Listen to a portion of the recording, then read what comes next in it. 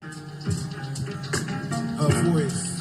what I thought we could talk about now is the labelling of these objects, because this egg, the first one that we talked about that comes from the 1870s, is currently on display in the museum. It's on the ground floor, and it comes with this label, and the label says, I'll look to the camera, but for those who can't read it, it says ostrich egg, used as water jar, Bushman, Kalahari Desert. So this egg is in display in a case that's labelled vessels, and this is because the Pitt Rivers Museum uses typological displays. This basically gathers together a series of objects that have been used in some form or another as containers, as vessels, which is why this egg sits.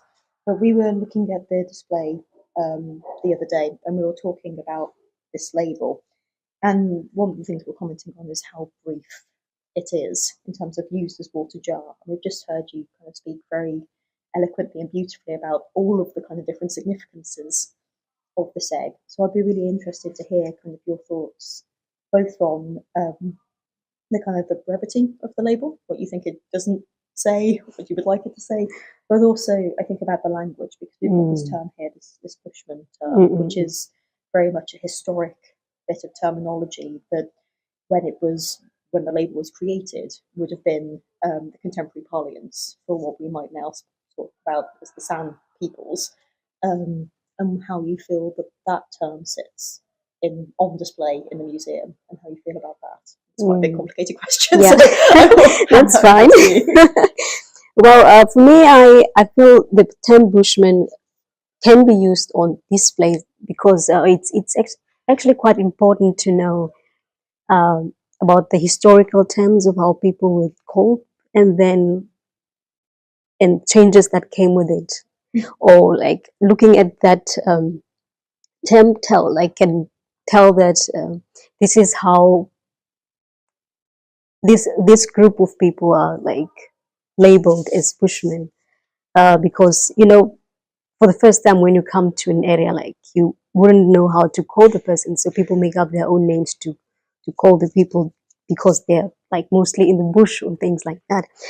But then it depends on different individuals, how they would like to be called. Like, for example, some of the people in some of the groups in Namibia likes to be called by their language groups, like the Khwa, the Khwas, and things like that.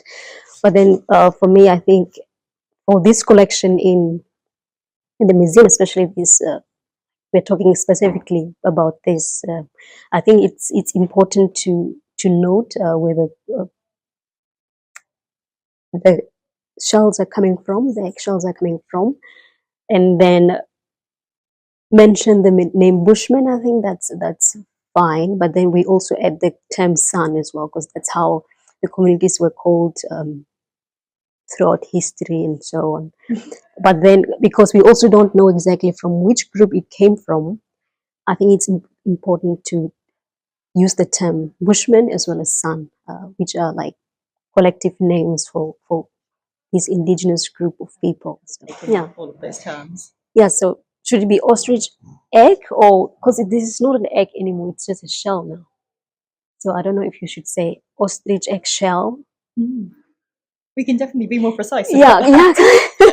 Because you're right, it's not. Because like, I think if there's something inside of it, like the yolk and everything is inside, then it's an egg. But then otherwise, if it's out, then it's a shell, right?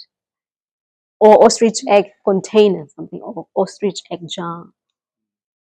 I don't know. We can workshop. We can have a list and try and work out the best way. That's just the not exact. Like there should be explanation and of the importance of the shells.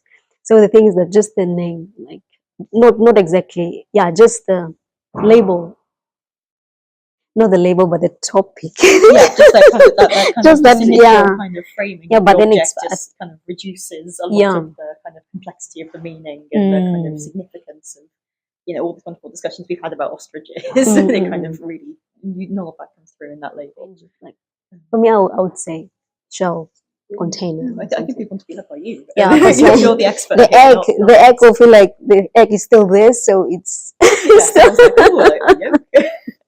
Yeah. Her voice